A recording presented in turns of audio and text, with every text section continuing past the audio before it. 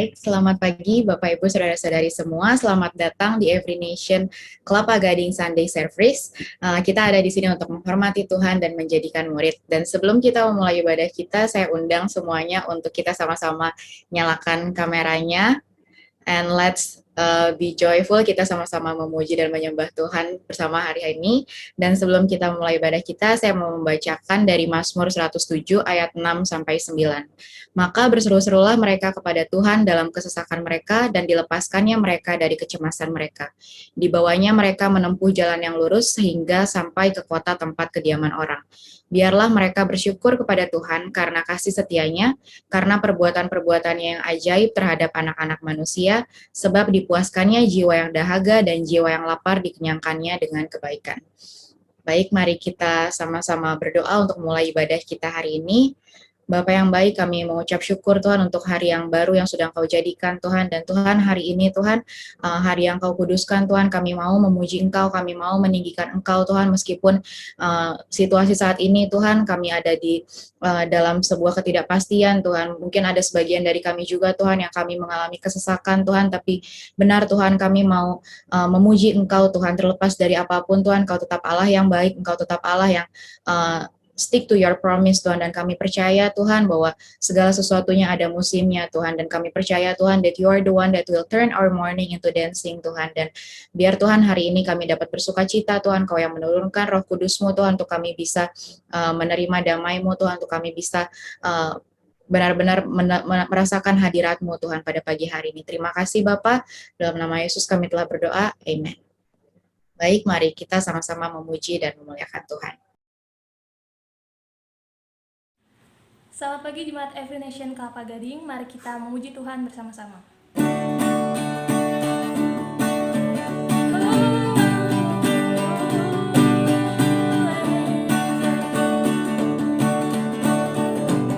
Katakan tak terbayang. Tak terbayang kebesaran-Mu dan tak terbanding kekuatan-Mu Tuhan. Kau megah bagiku. Senang jiwa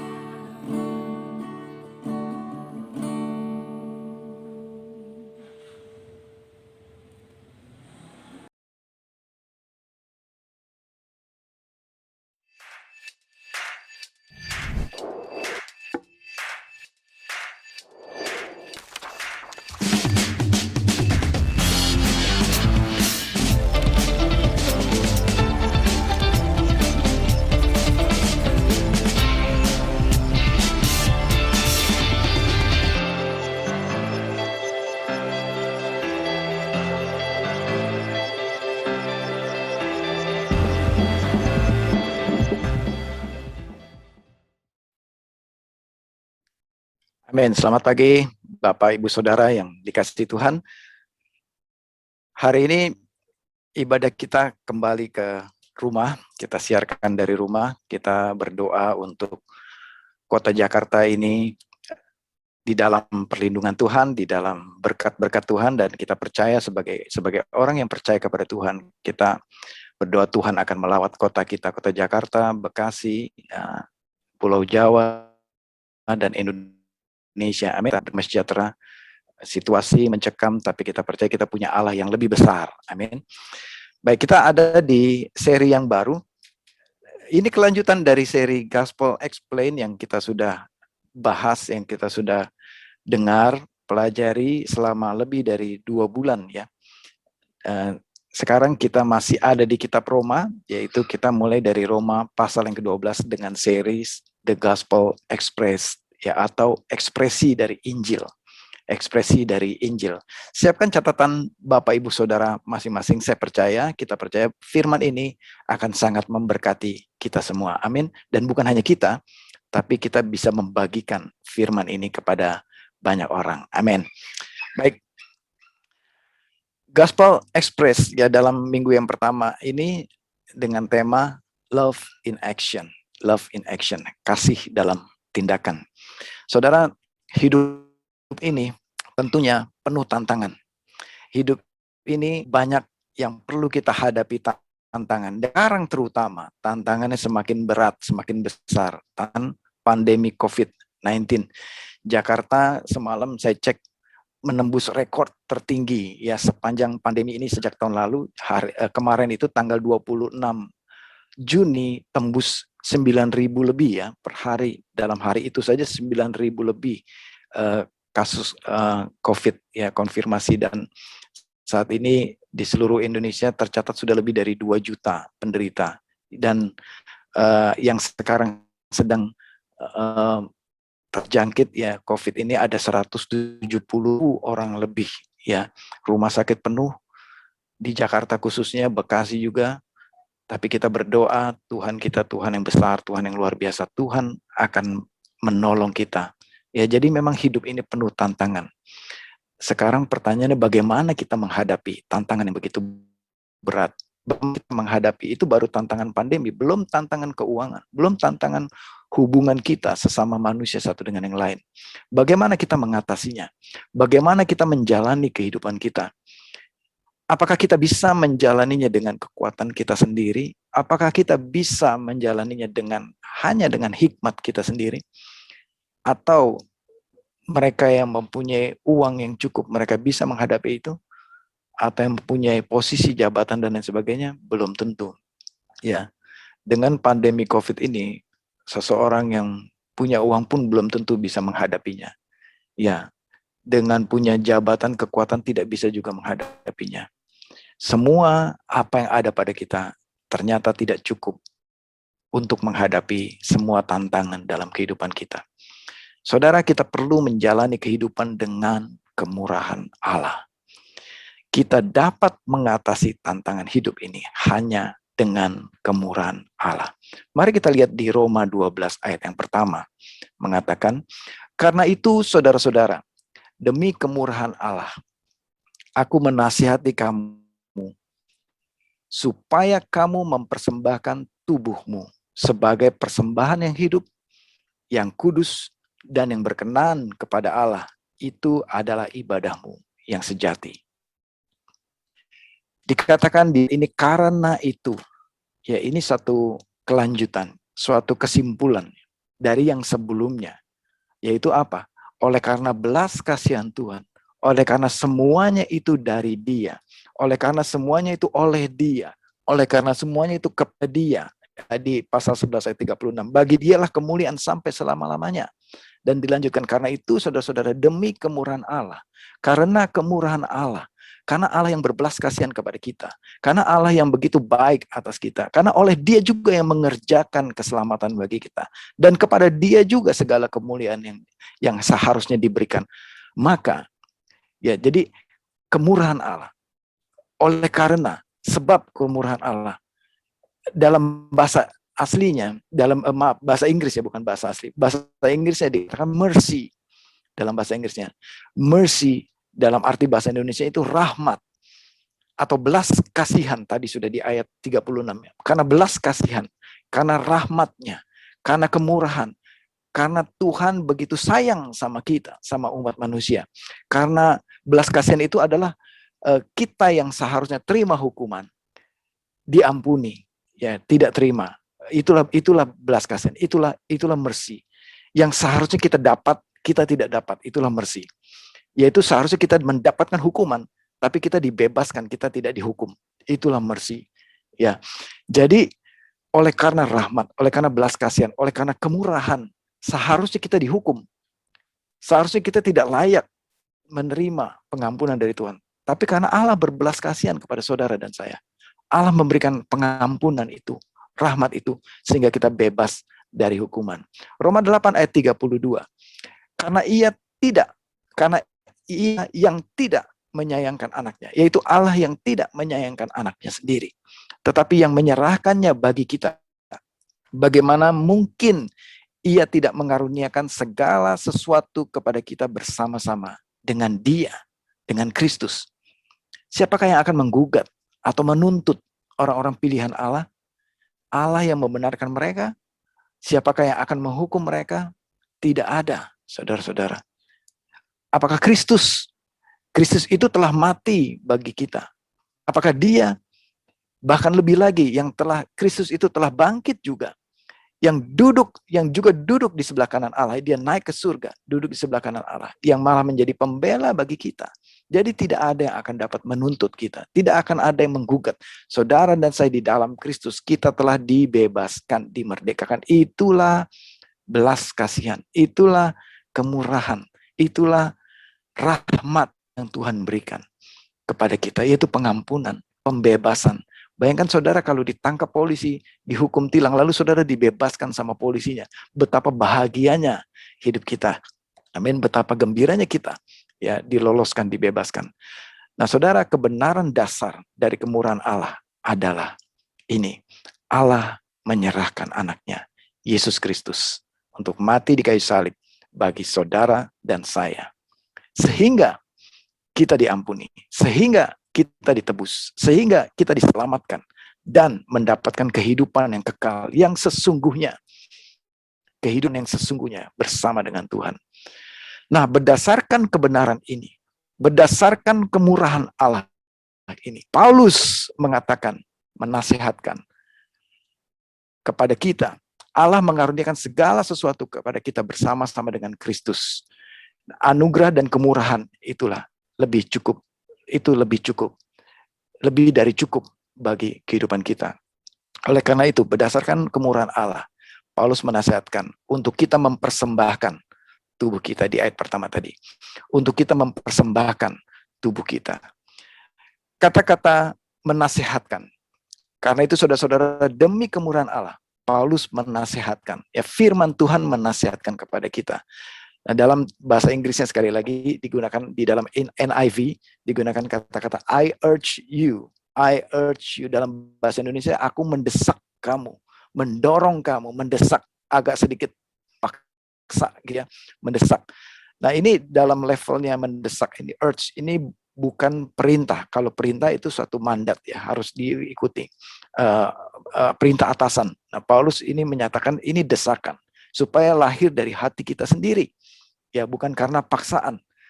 Tapi ini juga bukan hanya sekedar himbauan. Ini di antara himbauan dengan perintah. Jadi di tengah-tengah. Jadi ini bukan hanya himbauan biasa diikuti juga nggak apa-apa. Tapi ini ada desakan. Kamu baik untuk melakukan ini. Ya, desakan untuk melakukan ini. Yaitu apa? Untuk mempersembahkan tubuh. Untuk melakukan. Untuk bertindak. Itulah desakan Paulus. Untuk kita bertindak. Ada tindakan. Ada sesuatu yang kita lakukan, yaitu mempersembahkan tubuh. Karena belas kasihan dan rahmat yang melimpah kepada kita ini. Karena kita telah diampuni dan ditebus dan dibenarkan. Karena itu Paulus mendesak kita untuk mempersembahkan tubuh kita. Paulus ini mendesak kita untuk kita mengasihi Allah dengan mempersembahkan tubuh kita. Untuk kita tunduk dan submit kepada firman-Nya. Untuk melakukan, bertindak dalam tindakan kita, dalam perbuatan kita sehari-hari. Untuk kita melakukan. firman Tuhan. Untuk kita ada di dalam kasih. Dan kasih itu dinyatakan dalam bentuk tindakan. Kasih itu terlihat nyata dalam bentuk tindakan. Bukan hanya sekedar kata-kata. Bukan hanya sekedar slogan. Yes, I love you. Dia pakai tanda-tanda begini. Saya nggak bisa tandanya ya. Bukan hanya tanda-tanda begini. Tapi dalam tindakan saudara dan saya. Ya, bukan hanya bisa hanya ngomong bahasa Korea sarang ya itulah. Ya, tapi ini ditindakkan, dilakukan. Ya, dilakukan dalam kehidupan kita. Jadi inilah makanya tema hari ini, love in action. Kasih itu berupa tindakan. Kasih itu nyata, terpancar dalam kehidupan kita sebagai orang Kristen. Love in action is the mark of a true Christian. Subtema pada pagi hari ini, overcoming life challenge, bagaimana mengatasi tantangan dalam kehidupan kita, yaitu kita perlu kasih. Amin. Nah, saya akan membagi dalam 3, bagaimana kita mengasihi. Yang pertama, kasih kita kepada Tuhan. Tindakan kasih kita kepada Tuhan. Yang pertama, mengasihi Tuhan. Ini desakan Paulus, nasihat Paulus. Untuk saudara, kasihilah Tuhan. Persembahkanlah tubuhmu. Itu kita dengan tindakan kita mengasihi Tuhan. Ayat 11. Biarlah rohmu menyala-nyala. Biarlah rohmu menyala-nyala. Janganlah kerajinanmu kendor. Biarlah rohmu menyala-nyala. Dan layanilah Tuhan. Ada gairah cinta kita kepada Tuhan Yesus. Yang selalu menyala-nyala. Kerinduan yang begitu kuat. Mendalam akan Tuhan.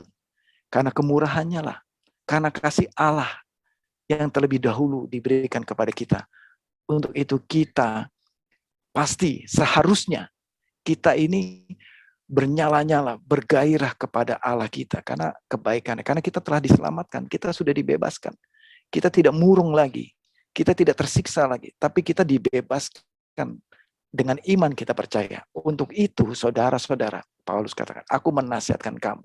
Untuk itu hai jemaat pada pagi hari ini, aku menasihatmu juga. Mari saudara-saudara, nyalakan api kasih kita kepada Tuhan.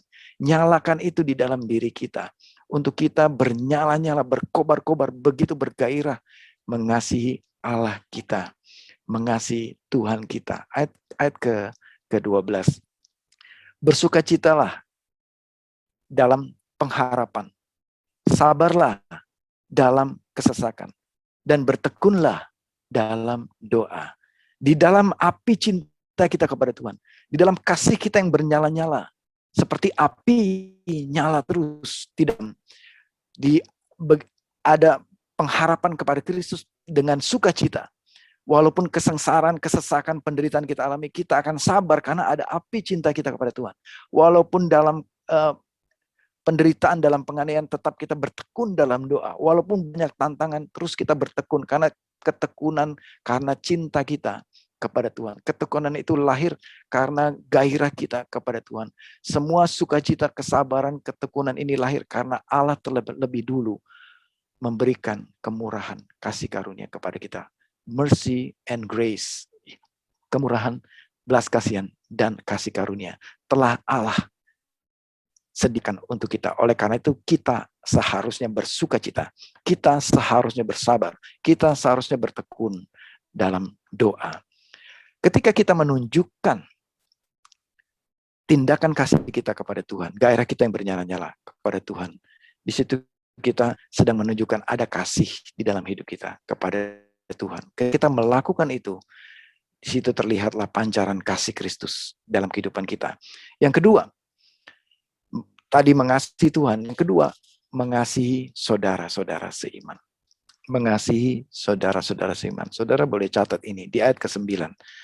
Hendaklah kasih itu jangan pura-pura. Ya, jauhilah yang jahat dan lakukanlah yang baik. Saudara, firman Tuhan katakan kasih itu jangan pura-pura. Ya, dalam terjemahan lainnya sincere. Ya, genuine. Ya, boleh saya katakan dalam bahasa Indonesianya asli. Ya, jangan palsu atau KW, ya. KW1, KW2, KW3. No. Saudara, kasih kita kepada saudara-saudara seiman kita hendaklah itu murni, tulus, asli, tidak palsu atau pura-pura. Jangan berpura-pura mengasihi. Artinya apa? Di dalam kata aslinya, kasih ini dalam Alkitab, dalam tulisan Yunaninya, di sini kata-kata yang dipakai adalah agape. Agape itu adalah artinya kasih dalam bahasa Indonesia. Dalam bahasa Inggris juga love. Nah, jadi kasih ini sebenarnya ada 4 tingkatan. Ya, ini yang tingkatan yang paling tinggi, agape. Jadi dengan kata lain firman Tuhan katakan, hendaklah kamu agape ya kepada saudaramu. Artinya milikilah kasih yang tulus, kasih yang sincere, kasih yang charity, kasih yang tidak mengharapkan balas, kasih yang rela berkorban, kasih yang rela memberi, kasih yang rela kehilangan. Itulah kasih kepada saudaramu. Kasih yang tidak menuntut balasan dan tidak menghitung-hitung balasannya, tapi kasih yang keluar dari dalam hati kita. Dan itulah yang dimaksud kasih. Hendaklah kasihmu jangan pura-pura. Jauhilah yang jahat dan lakukanlah yang baik. Ayat ke-10, hendaklah kamu saling mengasihi sebagai saudara. Hendaklah kamu saling mengasihi sebagai saudara. Saling ini berarti ada timbal balik ke semuanya. Nasihat Paulus berkata, nasihat firman Tuhan mengatakan, semuanya hendaklah saling mengasihi. Hendaklah semuanya mengasihi. Nah, kasih yang di dalam ayat 10 ini, hendaklah semua saling mengasihi sebagai saudara. Ini kata-kata yang dipakai bukan agape, tetapi Philadelphia. Philadelphia. Itu artinya filio. Filio Adolfo. Jadi mengasihi saudaramu, ya, atau dalam bahasa Inggrisnya brotherly love. Delphia itu saudara laki-laki. Ya, mengasihi saudaramu. Mengasihi dengan kasih persaudaraan. Itulah kira-kira. Apa itu maksudnya kasih persaudaraan? Yaitu saling mendahului dalam memberi hormat. Nasihat firman Tuhan untuk mengasihi saudaramu adalah begini. Kamu yang mulai duluan. Kamu yang duluan. Kamu yang mendahului dalam memberi hormat, kamu yang mendahului dalam menyapa, kamu yang mendahului dalam memberi salam, kamu yang mendahului dalam melakukan kebaikan, berbuat kebaikan, kamu yang mendahului dalam menolong, kamu yang mendahului dalam memberi segala sesuatu. Kita yang duluan. Jadi kasih ini artinya menjadi tindakan yang nyata dalam kehidupan kita, yaitu kita memiliki prinsip bahwa orang lain, saudara kita itu lebih penting dari kita. Saudara kita lebih duluan daripada kita. Amin. Jadi kita lakukan dulu. Secara simpel ya. Saya nih orangnya dulu ya agak pemalu, ya agak kaku. Jadi kalau ketemu orang lebih banyak saya menghindar. Tapi sejak saya di dalam Kristus, ya contohnya yang paling gampang, saya suka jogging, lari pagi ya. Saudara akan berbeda kalau lari pagi di Jakarta, di Surabaya. Ya. Sewaktu L215, saya jogging dengan Pastor Joe ya di Surabaya. Setiap kali kita jogging, ya, kita selalu kan papasan dengan orang ya. Kalau di Surabaya itu ya, kita jogging, kita ketemu orang Surabaya itu begitu ramah ya.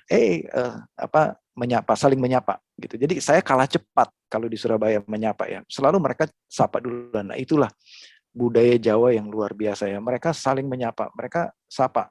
Nggak kenal juga, hello gitu, kayak udah kenal 1000 tahun gitu kan sama orang Surabaya. Ya opo gitu kan. Kalau di Surabaya. Lah, kalau saya jogging di Jakarta, di komplek rumah aja, itu seolah-olah nggak ada orang gitu. Kalau orang lewat tuh seolah-olah nggak ada orang sebelah kiri kanan, lurus matanya ke depan kayak kuda gitu yang nggak mau pandang kita. Nah, suatu ketika sejak saya suka lari di jogging di Surabaya, saya di Jakarta kalau jogging, saya jadi mulai kebiasaan yang baru. Ketemu orang saya sapa semua, halo Pak, selamat pagi. Jadi saya senyum.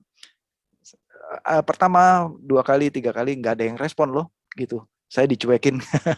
Tapi kemudian saya terus mencoba. Saya sapa dan akhirnya saya bisa untuk belajar lebih dulu memberi hormat kepada orang lain. Ya, itulah nilai di dalam Kristus. Saya selalu sapa. Good morning, halo Pak, hey, ya, halo Om gitu. Jadi kalau ketemu di jalan saya selalu sapa. Dan sampai begitu, kalau di rumah sakit saya lagi nunggu, saya selalu sapa sebelah kiri kanan, halo gitu. Jadi saya membiasakan diri menyapa orang terlebih dahulu. Jadi saudara hormatilah Itulah kasih, selalu mendahulukan orang lain. Jadi hendaklah kita menganggap orang lain itu lebih penting dari kita. Itulah kasih persaudaraan. Ayat ke-13. Bantulah dalam kekurangan orang-orang kudus dan usahakanlah dirimu untuk selalu memberi tumpangan. Ayat 15. Bersukacitalah dengan orang yang bersukacita dan menangislah dengan orang yang menangis. Hendaklah kamu sehati sepikir dalam hidupmu bersama dan janganlah kamu memikirkan perkara-perkara yang tinggi, tapi arahkanlah dirimu kepada perkara-perkara yang sederhana. Janganlah menganggap dirimu pandai. Jadi kasih persaudaraan yaitu membantu orang-orang kudus, memberi tumpangan. Saudara, kita jangan pelit memberi tumpangan, menolong orang. Ya, sejak dulu saya selalu sediakan mobil saya ditumpangin orang. Ya, jadi saya ini udah seperti supir Grab ya dari dulu. Jadi kemana aja orang mau ikut, ayo ikut naik di belakang saya, antar dia kemana aja. Ya, jadi sudah biasa saya lakukan itu. Jadi memang mobil saya untuk tumpangan memang. Ya, rumah juga begitu, untuk tumpangan. Siapapun yang mau menumpang silakan, gitu kan. Jadi itu firman Tuhan, hendaklah kamu memberi tumpangan, ya. Oke, berikutnya mengasihi musuh. Yang terakhir, yang ketiga. Ini yang pasti saya yakin buat saya dan buat saudara ini yang paling sulit. Ya, ini yang paling sulit. Mengasihi Tuhan yang nggak kelihatan itu gampang. Mengasihi saudara seiman, sesama orang Kristen itu gampang. Yang ketiga, mengasihi musuhmu. Itu yang tersulit. Ayat 14. Berkatilah siapa yang menganiaya kamu. Berkah dan jangan mengutuk. Ya.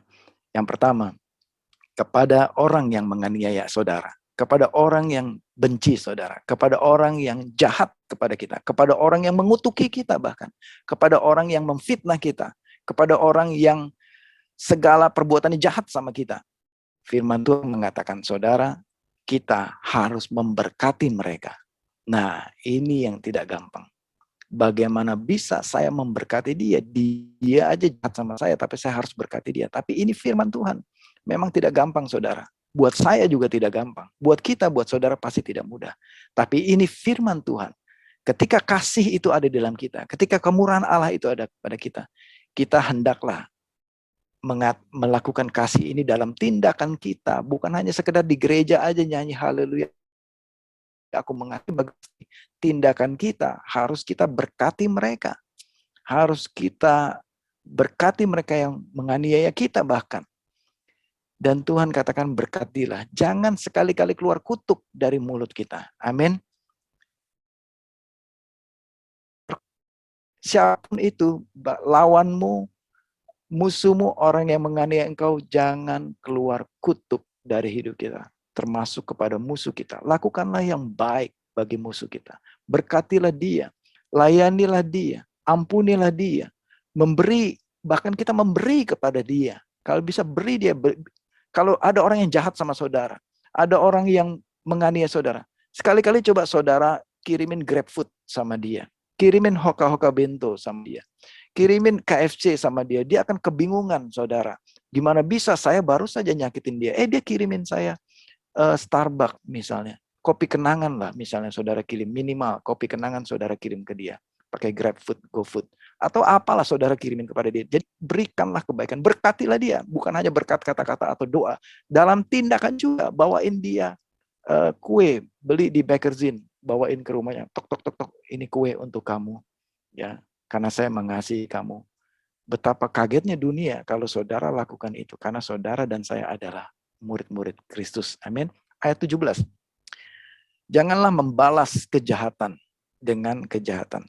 Lakukanlah apa yang baik bagi semua orang. Sedapat-dapatnya, ayat 18. Kalau hal itu bergantung padamu, hiduplah dalam perdamaian dengan semua orang. Saudara jangan balas kejahatan dengan kejahatan. Tetapi lakukanlah apa yang baik bagi semua orang. Sedapat-dapatnya, artinya semaksimal mungkin. Kalau itu bergantung kepada kita, hiduplah dalam perdamaian dengan semua orang. Perkara dia itu musuhin kita, urusnya. Tapi dari kita sendiri, marilah kita lakukan perdamaian itu. Marilah kita lakukan kebaikan itu. Jadi jangan dari kita. permusuhan itu. Tapi kalau orang itu belum mau ditemani, yang ya nanti Tuhan, itu perkaranya Tuhan. Tapi yang penting dari kita dulu, kita perlu mengasihi, kita perlu melayani, kita perlu memberkati. Jangan membalas kejahatan dengan kejahatan. Amin. Kemarin ada ibu telepon saya. Ya. Sewaktu saya meeting dengan Debo dan dengan Rio, ada ibu telepon darurat. Ya. Ada ibu, saya berkenalan di rumah sakit. Ya. Ibu ini sebenarnya saya mau invite ibadah pagi ini, tapi dia nggak punya Zoom, dia nggak punya WhatsApp, dia hanya telepon saya.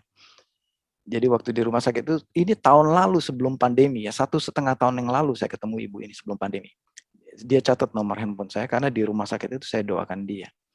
Kemudian kemarin ini ibu telepon, bilang nangis-nangis telepon saya, Pak Pendeta, anak saya menghujat saya, anak saya mau nyumpahin saya mati, dia mau bunuh saya, gini-gini. Lalu saya bilang, saya dengerin dulu, terus kemudian ibu tenang. Ya, pas saya juga lagi mempersiapkan firman ini, jadi saya bacain aja ini ayat yang sedang saya siapin kan, ya, siapin firman Tuhan. Ibu, firman Tuhan katakan berkatilah siapa yang menganiaya ibu. Janganlah membalas kejahatan dengan kejahatan, tapi lakukanlah apa yang baik. Oh gitu ya Pak Pendeta? Iya, ibu percaya Tuhan akan menolong ibu. Jadi saya doakan dia nangis-nangis didoakan, dan kita doakan anaknya. Ya, percaya ibu bahwa Tuhan bisa merubah anak ibu, tapi ibu tidak boleh mengutuk. Ya, firman Tuhan bilang jangan mengutuk, tapi lakukan apa yang baik. Nah, saudara, saya percaya, ya, kisah ibu ini sebenarnya adalah kisah kita semua tempat ini. Amin. Sebab semua kita pasti pernah mengalami orang berbuat jahat kepada kita.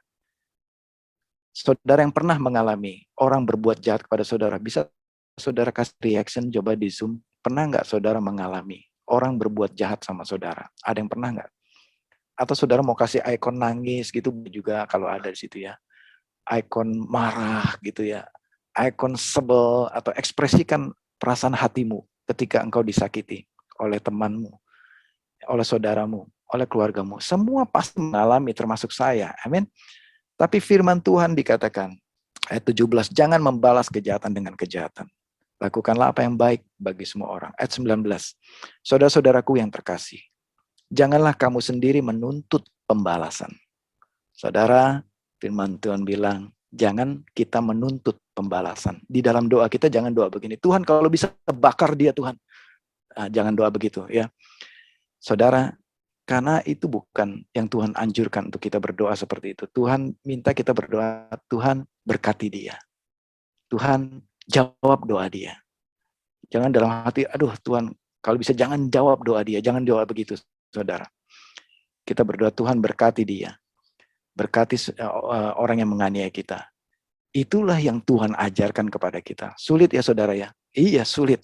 Ini sulit. Kenapa ayat ini ada di dalam firman Tuhan ya? Kenapa Tuhan suruh kita begini ya? Ini sulit saudara. Karena saya juga mengalami kesulitan. Saudara, kita semua pasti mengalami kesulitan. Dikatakan sedapat-dapatnya kalau hal itu bergantung pada kita, hiduplah dalam perdamaian. Ya, bagaimana mau damai? Hatinya ini bergundah gulana, kacau beliau di sini di dalam hati. Ya, kusut semua di sini dan di sini kusut. Bagaimana kita mau mengasihi dia, mau berdamai sama dia? Ya, ayat 19. Sebab ada tertulis, pembalasan itu adalah hakku. Saudara, kita nggak punya hak untuk balas. Pembalasan itu semua haknya Tuhan. Akulah yang akan menuntut pembalasan, firman Tuhan. Jadi tuntutan itu semua datangnya dari Tuhan. Kita nggak berhak untuk menuntut dari orang yang menganiaya kita. Kita nggak berhak untuk membalas. Kita nggak berhak menuntut kepada Tuhan. Bahkan Tuhan tolong balas dia, tolong bakar dia Tuhan. Nggak bisa, saudara. Ya, kita nggak bisa tuntut Tuhan hakimi dia. Kalau bisa Tuhan lenyapkan dia dari muka bumi ini. Jangan juga saudara berdoa begitu. Ya, karena Tuhan bilang berkati dia, kasihi dia, dan layani dia bahkan. Ya, ayat 20. Tetapi, ini yang luar biasa nih, ayat 20. Benar yang saya bilang tadi kan. Tetapi jika setermu lapar, kirimin dia Hokben, KFC, Burger King, McDonald, kirimin semuanya. Kalau dia lapar, kirimin saudara. Ya, sekarang lebih canggih kan, pakai GoFood, kirimin dia. Pakai duit saudara, bukan duit dia. Ya. Kirimin dia.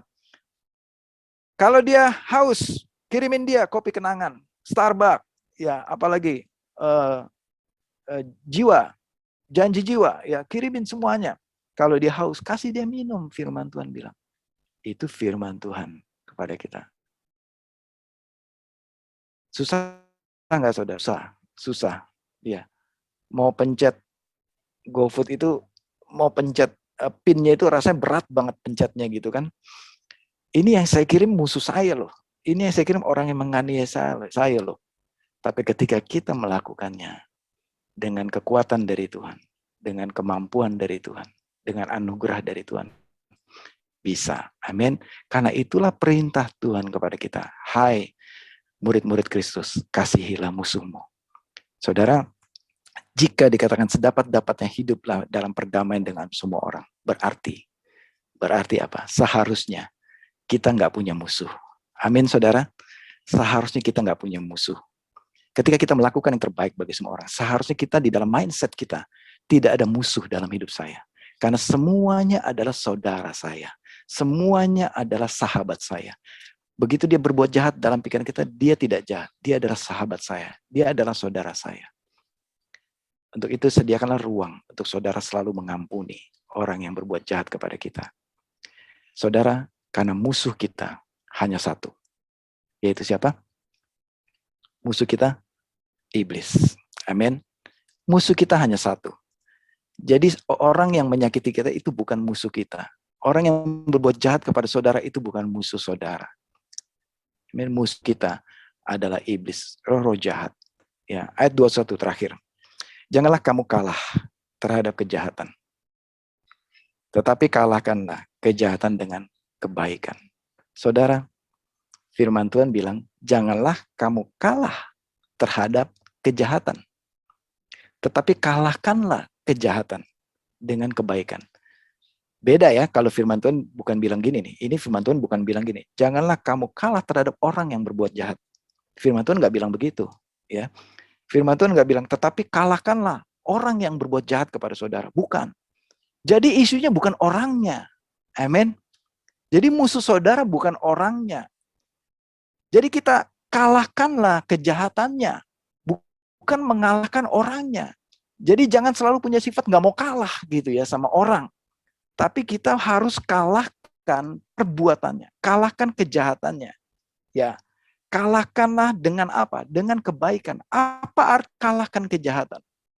Artinya sebenarnya kita maksudnya itu mengalahkan diri kita sendiri, mengalahkan ego kita, menyalipkan daging kita, menyalipkan perasaan kita, menyalipkan semua penderitaan kita, batin kita. Kalahkanlah semua mindset bahwa dia jahat, bahwa dia itu benci kita, bahwa dia itu berlaku jahat sama kita. Itu kalahkan pikiran kita, overcome. Jadi lampauilah itu. Dengan apa? Dengan firman Tuhan. Katakan, oh dia baik kok, dia tidak begitu, dia tidak jahat. Dia belenggu oleh kejahatan. Dia perlu Tuhan. Musuh saya bukan dia, musuh saya adalah iblis. Jadi kalahkan semua emosi yang bergejolak dalam diri kita. Itu yang maksudnya kalahkan kejahatan. Yaitu kalahkan dirimu sendiri. Kalahkan emosimu sendiri. Kalahkan segala kejahatan yang ada dalam diri kita dengan kebaikan. Jadi lakukanlah, berbuatlah kebaikan kepada orang itu. Saudara ingat, orang itu bukan musuh saudara. Bukan orang yang harus kita kalahkan. Tapi yang kita kalahkan adalah segala dosa, kejahatan yang ada, yang datang dari iblis itu. Itulah yang kita kalahkan. Amin. Dan kalahkanlah segala emosi kedagingan kita. Supaya kita bisa melakukan kebaikan. Supaya kita bisa melakukan, menyalurkan kasih Kristus. Amin. Orang Kristen, murid Kristus, adalah orang yang beriman. Dan orang yang hidup dalam kasih. Kita sebagai orang Kristen, kita harus tinggal dalam kasih. Jadi kita mengatasi tantangan kehidupan ini hanya dengan kemurahan Allah. Kita bisa mengatasi tantangan kehidupan melalui hidup dengan iman dan kasih. Jadi ini bersamaan iman dan kasih. Kita mengalahkan tantangan hidup, melewati tantangan hidup, menang atas tantangan hidup dengan anugerah kasih Tuhan. Saudara, biarlah kita mengekspresikan Injil ini. Inilah Injil, yaitu berita kasih. Kita ekspresikan dalam tindakan kita sehari-hari kepada orang lain. Memang tidak mudah, tapi kita perlu memberikan, tapi Tuhan memberikan kemampuan itu kepada kita. Saudara, Injil bukan hanya memulihkan hubungan kita dengan Allah saja, namun juga Injil memulihkan hubungan kita dengan orang sesama kita, dengan orang lain yang menganiaya kita, yang memusuhi kita, yang berbuat jahat kepada kita. Injil ini memulihkan hubungan kita dengan semua saudara-saudara, dengan semua orang lain. Sebagai orang percaya, kita dipanggil untuk hidup dengan iman dan dengan kasih. Itulah bagaimana kita mengalahkan tantangan kehidupan. Saya akan tutup dengan satu ilustrasi kisah nyata. Ini kisah nyata. Ya, pada suatu hari, pada tahun 1971, sebuah surat kabar di New York menulis kisah nyata tentang seorang pria yang hidup di sebuah kota kecil di Amerika. Dia menikahi seorang dan baik. Namun sayangnya, dia tidak pernah menghargai istrinya. Tidak menjadi seorang suami dan ayah yang baik bagi istri dan anak-anaknya. Dia pulang larut malam, keadaan mabuk, ya, akan anak.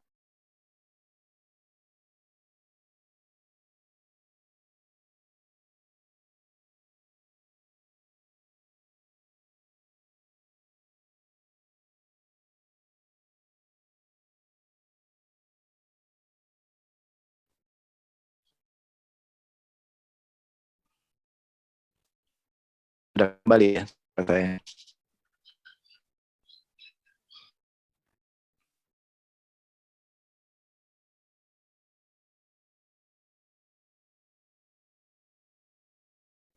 Cek.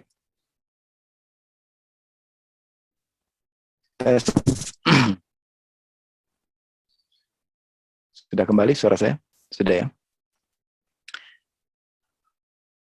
Oke, saya lanjutkan ya. Sorry, sinyalnya terganggu di rumah ini. Oke. Pria ini menikahi seorang sampai di mana tadi? Pria ini menikahi seorang wanita yang cantik dan baik. Namun sayangnya dia tidak menghargai istrinya. Dia tidak menjadi seorang suami dan ayah yang baik. Dia sering pulang larut malam dalam keadaan mabuk. Bahkan sering memukuli anak istrinya. Suatu malam dia memutuskan untuk mengadu nasib pergi ke kota besar, yaitu kota New York. Dia mencuri uang tabungan istrinya, lalu dia pergi naik bis menuju ke New York bersama dengan teman-temannya, bersama dengan beberapa orang temannya untuk memulai bisnis baru di sana. Untuk beberapa saat, pria ini menikmati hidupnya. Kehidupan seks bebas, judi, drugs, ya dia menikmati semuanya. Bulan berlalu, tahun berlalu, ya dengan begitu dia nikmati keglamoran hidup itu. Namun sampai tahun-tahun tertentu dia mulai mengalami kekurangan dan akhirnya bisnisnya gagal dan kemudian ia bangkrut. Ia mengalami kekurangan uang. Lalu dia mulai terlibat dalam perbuatan kriminal. Ia menulis cek palsu dan menggunakannya untuk menipu orang. Akhirnya pada suatu saat yang naas dia tertangkap. Polisi menjebloskan dia ke dalam penjara. Lalu pengadilan menghukum dia 3 tahun penjara. Menjelang akhir masa penjaranya, dia mulai merindukan rumahnya. Dia mulai merindukan istrinya. Dia mulai merindukan anak-anaknya, keluarganya. Akhirnya di dalam penjara itu, dia memutuskan untuk menulis surat kepada istrinya untuk menceritakan betapa dia menyesal, dia bertobat. Dan dia memberitahu istrinya bahwa ia masih mencintai istri dan anak-anaknya. Dan dia berharap dia ada kesempatan untuk boleh kembali. Namun dia juga mengerti bahwa mungkin sekarang sudah terlambat. Mungkin istrinya nggak terima dia lagi. Oleh karena itu dia mengakhiri suratnya dengan menulis seperti ini. Sayang, dear, engkau tidak perlu menunggu aku. Namun jika engkau masih ada perasaan cinta padaku, Maukah engkau menyatakannya? Jika engkau masih mau aku kembali padamu, ikatkanlah sehelai pita kuning bagiku. Pada satu-satunya pohon beringin yang ada di kota White Oak itu. Tolong ikatkan pita kuning di situ. Apabila aku lewat dan tidak menemukan sehelai pita kuning, tidak apa-apa. Aku akan tahu dan mengerti. Aku tidak akan turun dari bis. Dan aku akan terus melanjutkan perjalanan menuju Miami. Dan aku berjanji, aku tidak akan pernah lagi mengganggu engkau dan anak-anak seumur hidupku. Artinya pisah selama-lamanya. Akhirnya tiba hari pelepasan itu. Dia sangat gelisah. Dia tidak menerima surat balasan dari istrinya. Dia tidak tahu apakah istrinya menerima suratnya. Atau apakah dibaca enggak. Sekalipun baca suratnya, apakah dia mau mengampuni ya enggak. Dia juga enggak tahu. Kemudian dia naik bis menuju Miami, Florida. Dan melewati kampung halamannya, White Oak. Dia sangat gugup. Seisi bis mendengar ceritanya. Dia ceritain semua di dalam bis itu. Dan mereka meminta kepada supir bis itu. Tolong ya Pak ya. Pas lewat kota White Oak ini, jalannya pelan-pelan. Kita harus lihat apa yang akan terjadi nanti. Hatinya berdebar-debar saat bis mendekati pusat kota White Oak. Dia tidak berani mengangkat kepalanya, dia tertunduk. Dia nggak berani lihat ke jendela. Keringat dingin mengucur deras dari tubuhnya. Akhirnya dia mendekati pohon beringin itu. Dan dia melihat pohon itu. Air matanya menetes setelah dia melihat pohon itu. Ternyata dia tidak melihat sehelai pita kuning. Tidak ada sehelai pita kuning. Tidak ada sehelai pita kuning. Melainkan dia melihat ada 100 helai pita kuning bergantungan di pohon beringin itu. Oh, dia kaget. Dan semua penumpang di bis itu kaget. Karena seluruh pohon itu dipenuhi pita kuning. Sorak-sorai penumpang yang ikut di dalam bis itu.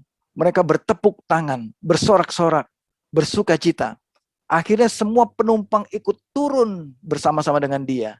Dan sepakat mengantar pria ini yang disambut kehangatan cinta oleh istri dan anak-anaknya. Saking terharunya, supir bis ini kemudian menelpon surat kabar New York Post. Makanya ini diberitakan di dalam New York Post. Untuk menceritakan kisah yang begitu indah ini. Kebetulan, ya tidak kalah menarik, di dalam bis itu ada seorang penulis lagu juga. Seorang penyanyi penulis lagu. Nah kisah ini kemudian menginspirasikan dia untuk menulis sebuah lagu.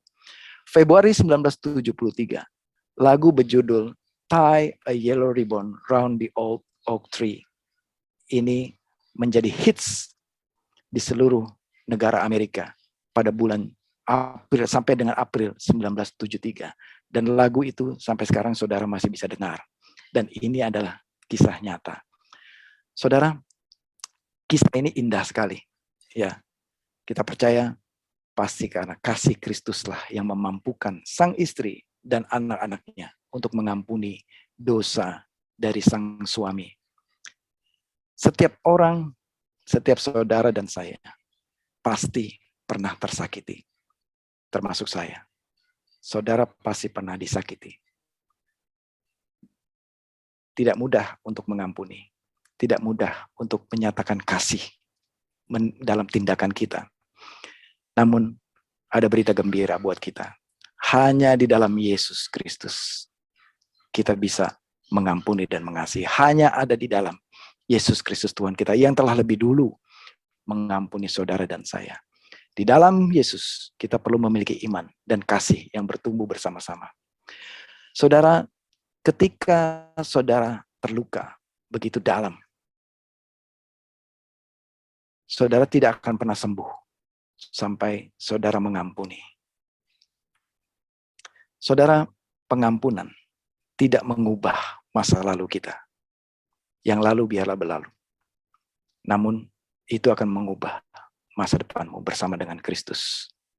Untuk bisa mengampuni, saudara kita perlu Tuhan Yesus yang memampukan. Dan kita perlu ambil keputusan. Kasih agape itu berarti mengampuni. Kasih agape itu berarti memberi. Bersedia kehilangan, bukan untuk mendapatkan. Harga diri, bersedia kehilangan harga diri bahkan. Nah, bagaimana kita bisa melewati tantangan kehidupan ini? Bagaimana kita bisa melewati tantangan hubungan kita yang begitu rumit? Hubungan kita dengan suami, dengan istri, dengan anak, dengan orang tua, dengan teman, dengan teman bisnis dan lain sebagainya. Hubungan ini begitu rumit. Hubungan ini begitu menyakitkan. Hubungan ini begitu masalah antara manusia dengan manusia. Saya manusia celaka, dia manusia celaka. Kita sama-sama berhubungan, maka terjadilah kecelakaan satu dengan yang lain. Kita manusia yang nggak sempurna. Tidak ada hubungan yang begitu rumit. Pertengkaran, perselisihan, ketidakcocokan, kecekcokan, dan saling menyakiti. Itulah manusia dengan manusia. Namun saudara, hanya Yesuslah jawabannya. Kita membutuhkan kasih Kristus yang memampukan kita untuk mengasihi sesama, untuk mengasihi musuh kita, orang yang mengenai kita. Sebagaimana Yesus berbelas kasihan mengampuni kita, maka kita juga harus mengampuni orang yang menyakiti kita. Kita tutup di dalam doa renungan pada pagi hari ini.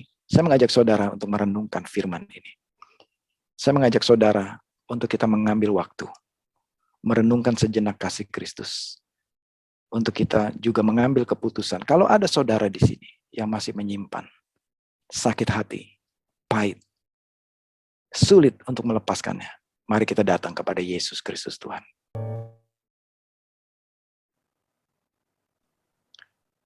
Ajarilah kami bahasa kasih-Mu Tuhan. Ajarilah kami untuk saling mengasihi. Kami manusia yang celaka ini, yang penuh dengan dosa, sesungguhnya tidak layak. Tapi oleh kasih karunia-Mu, oleh kemurahan-Mu, Engkau memberikan kemampuan kepada kami untuk mengasihi, bahkan mengasihi orang yang berbuat jahat kepada kami. Ajarilah kami kasih-Mu Tuhan, yang kudus, yang tiada batasnya itu. Untuk kami melakukan firman ini, kami perlu kemampuan dari Engkau Tuhan. Kalau ada di antara saudara pada pagi hari ini, saya mau berdoa bagi saudara. Saya percaya di antara saudara, ada yang sulit untuk mengampuni. Atau saudara disakiti begitu sakit dan begitu dalam engkau disakiti. Pada pagi hari ini, firman ini untuk saudara. Dan bukan kebetulan saudara hadir dalam ibadah pada pagi hari ini. Biarlah kasih Kristus menjamah saudara. Saya mau berdoa untuk saudara. Mari saudara taruh tanganmu di dadamu. Biar tangan Kristus menyentuh hatimu, menyentuh dadamu. Biar aliran Kristus menjamah saudara. Aku berdoa Tuhan, berikanlah kami kemampuan untuk mengasihi. Aku berdoa biarlah Roh Kudus melayani umat-Mu pada pagi hari ini. Aku berdoa biar Roh Kudus melayani kami, umat-Mu. Aku berdoa Tuhan, jemaat-Mu di tempat ini, bukan kebetulan mereka hadir. Biarlah kasih Kristus menjamah kami. Untuk kami menerima kasih itu, dan kami bisa menyalurkan kasih itu, dan bisa mengampuni orang yang bersalah kepada kami. Saudara boleh ikuti kata-kata saya. Saudara yang mau melakukan firman ini, yang mau mengampuni siapapun orang yang menyakiti saudara. Saudara bisa ikuti kata-kata saya. Tuhan Yesus, saya menerima firman pada pagi hari ini, bahwa Kristus telah mengasihi saya terlebih dahulu, dan mengampuni dosa saya. Untuk itu, saya mau taat kepada perintah Tuhan. Saya mau mengampuni. Saya mau mengampuni. Saudara bisa katakan bersama saya mau mengampuni orang yang menyakiti saya. Saudara boleh sebutkan namanya. Katakan, saya mengampuni dia. Saya mengambil keputusan untuk mengampuni pada pagi hari ini. Tuhan, aku berdoa untuk Roh Kudus melayani kami semua di tempat ini. Biar firman ini tinggal tetap, dan firman ini tidak berlalu sia-sia. Tapi firman ini bertumbuh, berakar, bertumbuh, dan berbuah dalam kehidupan kami. Sehingga kami dibebaskan dari belenggu sakit hati. Sehingga kami dibebaskan dari akar pahit yang bertumbuh di dalam hati kami. Biar akar pahit itu dicabut dari kehidupan kami, sehingga kami bebas, merdeka pada pagi hari ini, di dalam nama Tuhan Yesus Kristus. Aku memberkati jemaat-Mu Tuhan pada pagi hari ini, agar kami mengalami kemerdekaan, kebebasan, sehingga kami bisa menunjukkan kasih dalam tindakan kami, dalam perilaku kami, dalam perkataan kami, mencerminkan kasih Kristus, sehingga kami menjadi berkat bagi banyak orang, bagi orang dunia yang mereka tidak punya kasih, orang dunia yang terhilang, yang kekurangan kasih, biar kami bisa membagi kasih ini kepada mereka. Tuhan, lembutkanlah hati umat-Mu pada pagi hari ini. Lembutkanlah hati kami, Tuhan. Kasih yang lemah lembut itu menyentuh hati kami, menyembuhkan hati kami, dan memulihkan kami. Di dalam nama Tuhan Yesus Kristus. Mari saudara, terimalah berkat dari Tuhan. Kita akhiri ibadah kita pada pagi hari ini. Pulanglah dengan damai sejahtera, dengan sukacita, dan kasih Kristus yang memperbaharui hidupmu. Tuhan memberkati engkau dan melindungi engkau. Tuhan menyinari engkau dengan wajahnya dan memberikan engkau kasih karunia. Dan Tuhan menghadapkan wajahnya kepadamu dan memberikan engkau damai sejahtera. Diberkatilah engkau dan biarlah engkau pergi menjadi berkat, menjadi saksi Kristus dan menyalurkan kasih Kristus. Berbuat baiklah kepada setiap orang dan beritakanlah kasih Kristus dan kasihilah sesamamu manusia. Di dalam nama Tuhan Yesus kami berdoa dan mengucap syukur, dan jemaat yang percaya katakan bersama-sama, amin. Amin. Tuhan Yesus memberkati saudara.